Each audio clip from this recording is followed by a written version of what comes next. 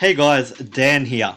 So yesterday I created a video and the content of this video was all about understanding your customer avatar and really from that point honing in on your customer's buying journey so you can create a product that really speaks directly to your customer, okay? And what is the result of that, guys? More book sales, right? So I wanted to actually elaborate a little bit on that video today and really show you guys how the process works in quantifying your customer avatar. So I've also created a free PDF resource that I will give you guys. If you're watching this on YouTube, the link will be in the comments. If you're watching this anywhere else, just comment below and I will be able to send that PDF straight over to you. So guys, let's just jump into that PDF right now and go through the process together.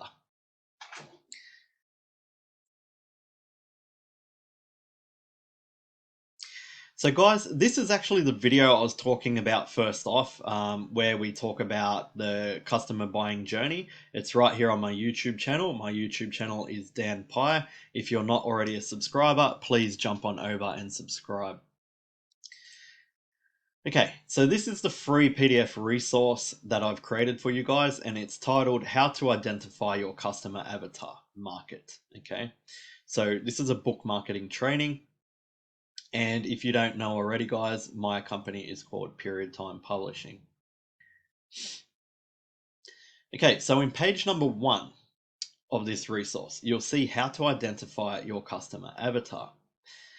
Now, the best way to do this, right, is actually head on over to forums and different places like that that pertain specifically to your niche, right? So depending on what niche you're in, you would look for forums that revolve around that niche and you'll just jump in there and just have a look at what's going on in there. And it's the best way truly to understand your customer and your customer avatar. So the first part of this process is to write down inside of this document, who is your audience? Who is your customer avatar? And what this means, guys, is essentially your demographic, right? So for ourselves, our customer avatar is generally female. They are aged between 25 to 65, sometimes beyond that. But look, we're just averaging things out, guys, really, at the end of the day. They also have interests in period times from 1800s to early 1900s. They're also generally, what's happened here? They're also genuinely artistic types as opposed to academic.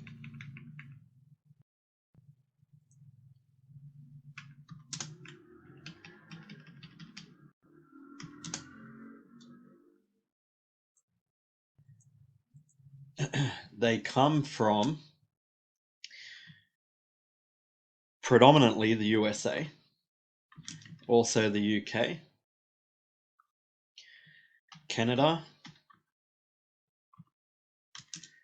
and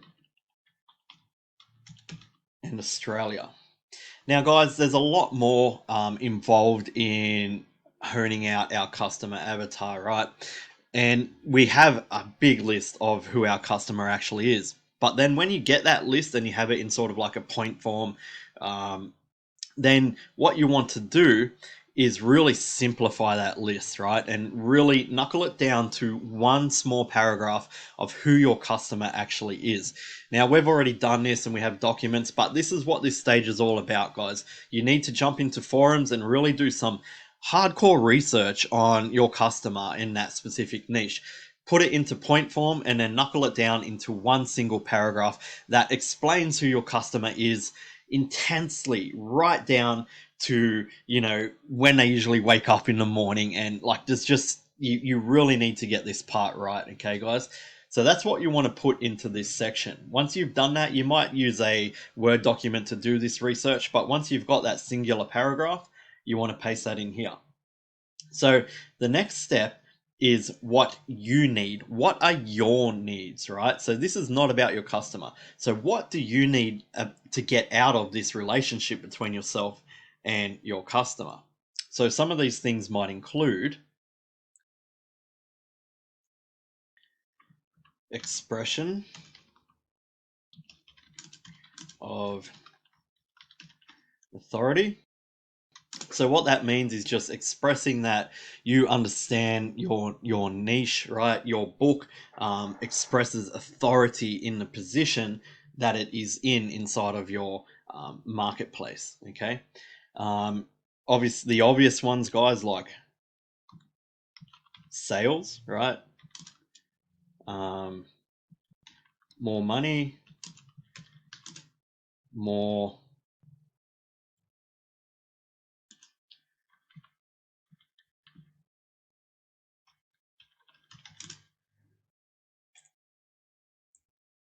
recognition.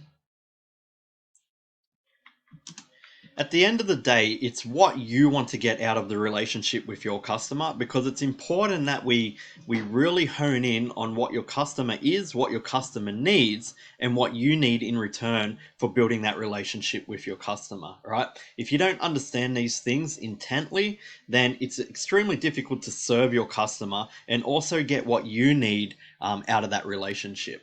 So that's what this section's all about, guys. I'm not going to go into it in massive detail here, but you really want to think deeply about this. What do you need out of this relationship? And it's not just money, guys. Of course, sales are great, royalties are good, money is fantastic. Building a business is that's the backbone of it, right? But there's a lot more to a customer relationship than just giving them something and expecting money in return. You need to understand the value proposition here. You need to understand it more than the customer does, because it's your responsibility to portray the value of your customer actually having a financial relationship with your business. Okay, so moving on to the next one. Why do you need these things? So if it's sales, why do you actually need sales? Well, obviously to grow your business. If it's authority, why do you need authority? Right? So you can portray a position of authority to your market, right? So if your book doesn't portray a position of authority inside of your market, then why would your customer ever buy it from you, right? Why would you need more recognition? Again, it comes down to authority. And also traffic. If you have market recognition, then you have authority. And if you have authority, then you're able to produce more traffic on your book organically, right? So essentially this part here is all about going over what you need and asking yourself, why do I need that? And if the why is not really strong, then you could probably eliminate that what. Okay, so you only want to have really strong points in this section. Really strong points. If sales aren't strong, which they always are, right? If you can't figure out why you need sales, then you're probably not meant to be in business at the end of the day, right? It's just the cold hard truth. Okay, let's move on to the next thing. All right, guys, this is called the gap matrix. And what we're actually going to do here is figure out what the content of your book should actually be. All right. So the first thing that we do over here on this side of this matrix, so there's the left hemisphere, the right hemisphere, and the central overlap, the gap, all right, at the end of the day. So on this side, it says, fill this side of the matrix. Where is your customer in their journey? What do they want to be? Okay, so essentially, where is your customer inside of their buying journey? What do they want out of this relationship? All right. And we already know what we want, right? And why we want it. we understand who our customer avatar is. But when they're searching for a book, what do they want before they actually make that purchase? What is it that your customer is specifically looking for, right? So depending on your niche, guys, this is extremely niche specific, so I can't super go into this, but let's just make one up for argument's sake. For a public domain book in a love story genre, right? So the customer is looking to escape reality. They are looking to have a heartfelt experience. They are looking to fill voids in their own love life. Guys, you would all probably know if you've been following me for a while, I'm extremely dyslexic. I can't even barely say the word. So, look, I make many mistakes when it comes to spelling and eh, and stuff like that. I can't help it, right? It's even hard for me to get words out. I've done extra studies in TAFE here and university in Australia, trying to improve on my dyslexia, but it's just something that I'm born with and I can't help it. So you'll just have to excuse the poor spelling and grammar. So these might be a couple things, right, that the customer is looking to achieve in their buying of your romance love story novel. So I should put that in there.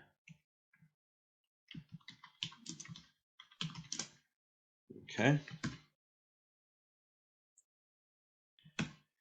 What else might they be looking to achieve? They're also looking to achieve a good price point, right? So they want all these things emotionally, but there's also the rational side, okay? So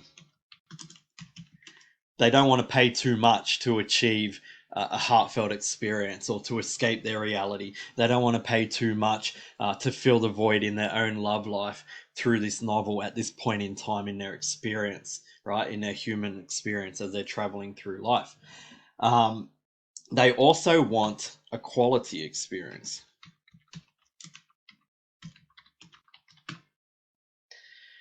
All right, so that's that side. Let's look at this one. So fill in this side of the matrix, your interests, strengths, and skills. Okay, so we're trying to determine if in the romance novel niche, if what we actually hold within us can actually fill what our customer's looking for. All right, so you might say something like,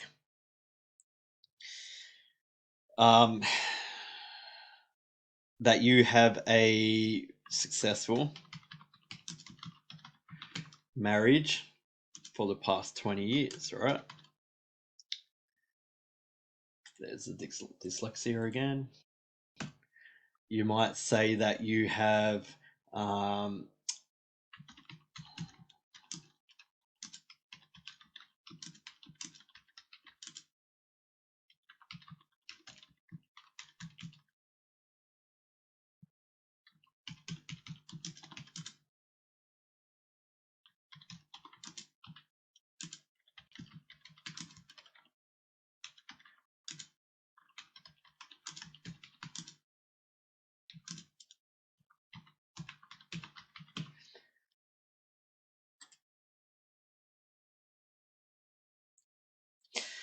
okay, so you might have a successful marriage of your own for the past 20 years. You may have helped out friends through tough times.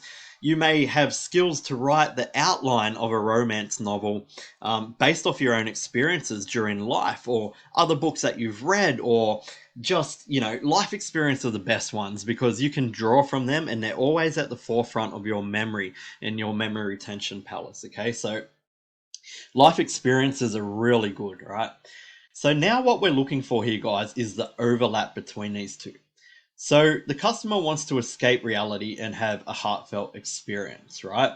So the overlap here is that you have the skills to write an outline of that, right, of their heartfelt experience through a novel. Okay, so you might not have the skills to write the whole novel if you're not an author, but you have the skills to write the outline of the story, to understand, you know, the basics of what the story structure would look like, right? So then you could possibly have someone else ghostwrite that for you. And it's the same thing for low and no content books, guys, if you're in that niche, right? So you might be, instead of looking at romance novels here, you might be looking at event planning, right? So a planner book for event planners, okay?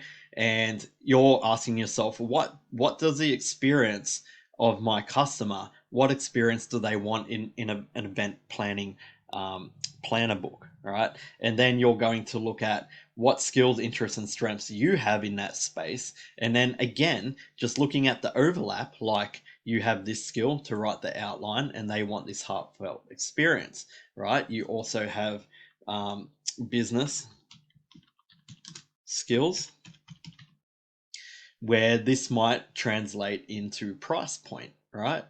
So you also may have design experience, and this may translate into the quality experience, right? So here's your overlap, and then in the center down here, guys, I would suggest that you print this PDF out and actually just scribble all over it, right? And then you can go ahead and do it on a computer later on once you've got everything down pat, because it's going to take trial and error, just like anything in business, to get this right, okay? So then you can actually type out in the center what your overlap is. And this overlap will become the content for your book, right? So this is essentially how we plan out what our customer wants, what we can offer, and what our book content will become. Our book content, our content is the overlap, the gap, all right? Okay, so let's move on to the next one. Okay, so guys, this is the copywriting acronym, and it's called AIDA, AIDA, right? It's very big in marketing spaces.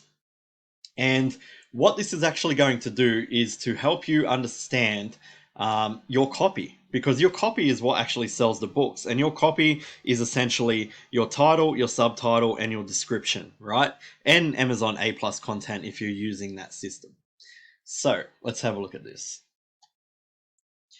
So the first thing here is A for attention, right? And essentially this is your title. So why should they care? Your title needs to tell your customer right there, big and bold, why they should care about your book.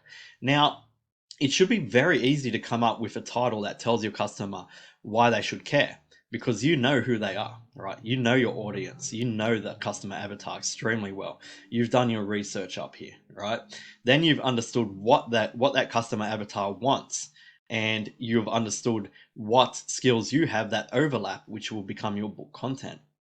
So now it should be very very easy to craft a title, a very catchy title that tells the customer straight away why they should care about your book. It's going to stop them in their tracks, as well as if you've looked at my video about the customer buying journey, they're looking at the cover, right? So the cover will stop them in their tracks, but the title will tell them why they should actually care and get you that click through, right? So you want to craft a title here, and you might write a few and just play with it, guys. Even put it out if you have an audience and ask them what they think about the title. If you don't have an audience, put it out into social media groups, what you think, and ask people what they think about this title, okay? But obviously you want to put it in groups where you have trust. So paid groups are always best for that, guys. If you're not in paid groups or in paid masterminds, then there's always a chance that there's going to be low quality vultures in those groups just going to steal your title, right? So I would always suggest getting into a paid mastermind or a paid program where you can ask these questions in confidence. All right, so the next one, I, stands for interest, right? And what this essentially is, guys, is your subtitle. So you've grabbed their attention, you've told them why they should care. And inside your subtitle, they're asking you, give me a little bit more, right? So you want to pique their interest with your subtitle. So attention, why they should care. Title, subtitle, interest. Pique my interest. you've got my attention with your title. Now I know why I should care. So why would I be interested in this? All right. And that's your subtitle. D stands for desire. But in the publishing world, desire in the marketing world, in the publishing world, I like to say details, right? Because what this essentially is your book description. Now, guys, I actually have videos and content out there that goes into great detail on crafting a description, a title, a subtitle, all of these things. And that's why I'm not going to go into it in detail inside of this video today. There is resources here at the end of this PDF, right?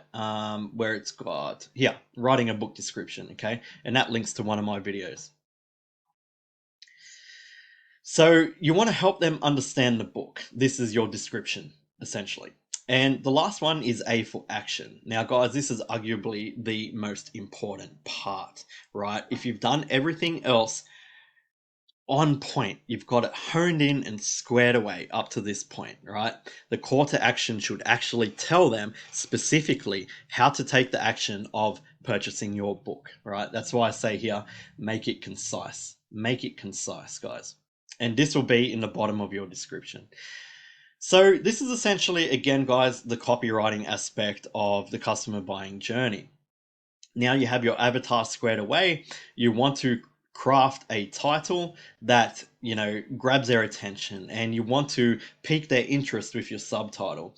And then you want to give them the details of the book inside of your description, but you want to write it in a way that speaks to your customer avatar. And like I said, guys, I have a training on this.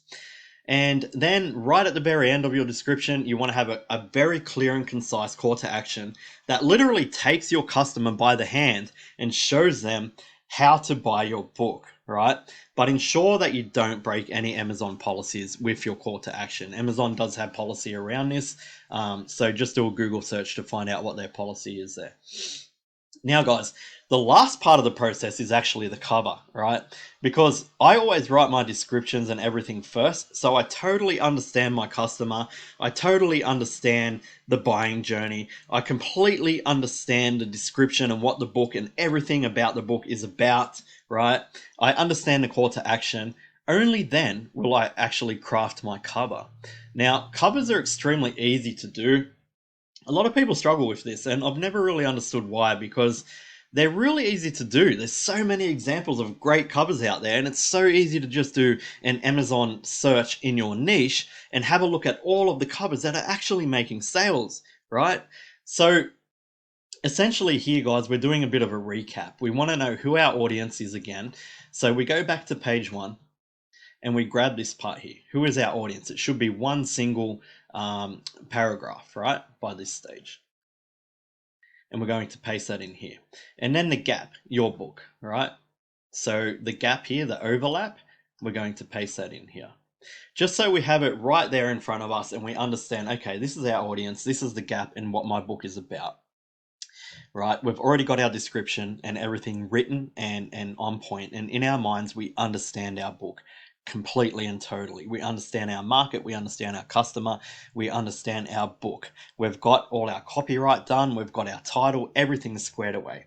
So now it's time to really craft a cover that matches our market. This is the trick here. And it's really simple. Like I said, just go into Amazon, have a look at books inside your niche that are selling, and take some notes about the imagery that they use on their covers. Take some notes about the colors and the contrasting of the colors. Take some notes here about the different fonts that you see, right? There's websites like Font Squirrel where you can just grab a screenshot of the font on the cover, take it over to Font Squirrel, upload it as an image, and it'll tell you that font or similar fonts, right? So you can use that sort of resource to get a list of different fonts, right? And then you can put some links in here that link back to particular titles that really took your attention, that really popped, and for you to take inspiration from. Now, guys, we're not copying covers here. You never ever want to do that, because if you're a copycat, you're never going to be as good or surpass the original, right? So you're just taking inspiration. And then once you have all these things, it's just a matter of deducing it into a cover and understanding the design process. So you might use Canva or Photoshop or whatever it is. I essentially use Canva. I'm a massive Photoshop guy, but when it comes to covers, I actually prefer Canva because it's just so much more simple, right? And it's a layered software, so you're able to just drag in different fonts and test them out, different colors and test them out, different images and test them out, and then you'll be able to come up with something that really pops and is very specific to your market. All right, guys, and that's essentially it. Let's go over this one more time really quickly, just as a bird's eye view. So what we're trying to achieve here is to identify our customer avatar and then craft an offer, essentially, from a marketing perspective that really speaks to our customer avatar and our market as a broad spectrum, right? So the offer is essentially our book and the copyright that goes with it, okay? So again, here to identify the customer, we ask ourselves who is our audience, and we're going to troll forums and different things in our niche to understand who our audience is, right? There's other statistical sites out there, even government statistical sites. There's tons of information. There's no shortage of it, guys. All you need to do is jump on Google and you're going to find that. Okay, and then we need to ask ourselves, what about us, right? So what are our needs inside of the relationship with this customer? And then we need to ask ourselves, why do we need these things? And we want to really hone in on this, guys. Open up a Word document, scribble on paper, whatever it may be, and then once you've got that process fully down pat about this book or this niche, then you want to fill out these sections with just single paragraphs. Okay, the next thing is the gap matrix. Now, what this is essentially doing is we are sorry guys.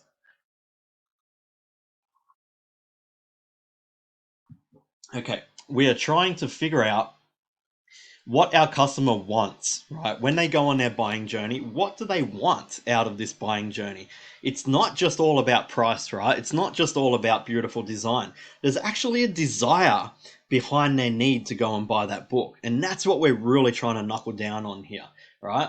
And then we're figuring out what we can offer ourselves in that space. So in the niche that we've chosen. Now, guys, at the end of this as well, there's a resource on niche research. So you can go ahead and look at that as well. It's another video that I've done. So we already pretty much know our niche, but we're trying to figure out what our customer wants on a deeper level. It's not just about design or the words in the book, what they actually want to experience out of the purchase. And then we're trying to figure out what we can offer. And then when we're looking at the overlap between these two things, that will become what we base our book around. So at the end of the day, the gap matrix really tells us what book we're actually going to create, right? The next step is creating the copyright, and we use the AIDA acronym to do this, right? So attention, interest, desire or details, and action. Attention, again, is your title. You want to grab their attention. Interest is your subtitle. Why should they be interested in it, right? The desire or details in regards to books is your description that really speaks to your customer, because by this point we truly understand our market. And then the action is taking the customer by the hand and showing them exactly how to purchase your book, right? At the end of the day, it's really straightforward and concise. The call to action always must be straightforward and concise. And then the very last step, because by this point we truly understand our market, we truly understand our customer. We've got our book outline, or we've got it written, or we've got it designed if you're in low and no content, or we've chosen our niche and we've got our book in public domain, because there's just millions of them that we can choose from. Only then do we create and craft our cover, because the cover is the visual aspect, and it's arguably the most important part, right, outside of keywords being found in the first place.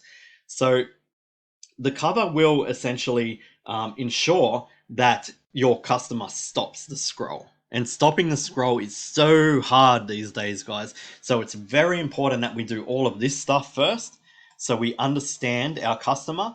Because when a customer's scrolling, like what I'm doing right now, everyone is so used to scrolling, right? It takes something special to get that person to stop and look, even just for a split second. So this cover actually really needs to be quite special. And the only way we can do that is if we truly understand our market first, okay? So again, it's very easy. we just have a little bit of a recap here, and then we go into doing some market research. We just look at images on similar covers that are actually doing well in our market. We look at the color contrasts and different colors that they use on their covers. We look at the fonts and different types. You can use Font Squirrel. It's a free service to find out what fonts your competitors are using or similar fonts. And then we can do some link back. So when we actually create our covers and we're doing our testing and switching around fonts and colors and things like that, based off what we've looked at here, we might go, let's try this image with that color and that color, and let's try this font. No, that didn't work. Let's switch out that image with that color and this font. No, that didn't work. Let's try this font. You know what I mean? So it's just a matter of like split testing as you go through your design process. And that's it, guys. That is how you discover your customer avatar, and that is how you understand your customer buying journey and then actually implement that customer buying journey. In my last video that I created yesterday, I talked all about utilizing the customer buying journey and how you need to ensure that you really square away each step of this, but I didn't give you any strategy around that. So today I created this video, and I wanted to offer this free PDF resource just, because I really respect you guys watching my videos and taking the time to listen to what I've got to say, right? So that's very, very important to me, and I respect that so much. So I wanted to give you this free PDF today. Again, guys, if you're watching this on YouTube, the link will be in the description of this video to download this PDF. If you're watching this on another social platform, just comment PDF below and I'll send it through to you guys. Guys, also, I want to know if you got any value out of this, or if there's anything I can improve on, or whatever it may be. Just give me some feedback in the comments as well. Always happy to take that on board. Anyway, guys, I'm going to wrap it up, and I hope that you got some value out of this today, and I'll talk to you all soon. You all have a good day.